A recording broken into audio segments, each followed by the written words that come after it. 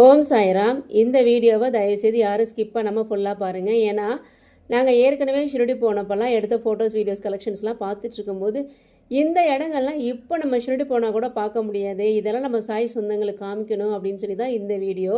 இப்போ நீங்கள் பார்த்துட்ருக்கீங்க இல்லையா, இதுதான் நம்ம சாய்பாபா 60 வருடங்கள் வாழ்ந்த துவாரகா மாயி. துவாரகா மாயில் இந்த 2 கொடி ஏற்றி வச்சுருக்காங்க பாருங்கள். இப்போ வரைக்கும் ஷிரடியில் ஹிந்து முஸ்லீம் ஒத்துமைக்காக இந்த கொடி வந்து ஏற்றிக்கிட்டு இருப்பாங்க. அது மட்டும் இல்லாமல் பக்கத்தில் நீங்கள் பார்த்துட்டு இருக்கிறது நம்ம துணியிலேருந்து வரக்கூடிய இந்த புகைக்கூண்டு சாய்ராம். அப்படியே நம்ம ஷிரடி சாய்பாபா சமாதி மந்திர் கோபுர தரிசனத்தையும் பார்த்து தரிசனம் பண்ணிக்கோங்க.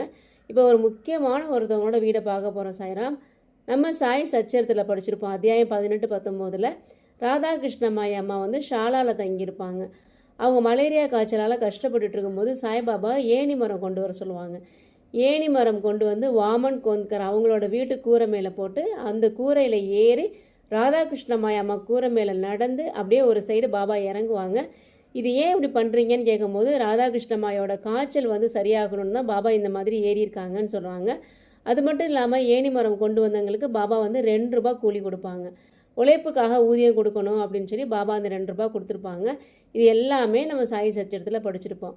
அந்த இடத்த தான் சாய்ராம் இப்போ நீங்கள் பார்த்துட்ருக்கீங்க. இந்த இடத்துல தான் பாபா ஏணி மரம் போட்டு ஏறி இறங்கின இடம் இந்த இடம் தான். இந்த இடத்துல தான் ராதாகிருஷ்ணமாய் அம்மா தங்கியிருந்த இடம்.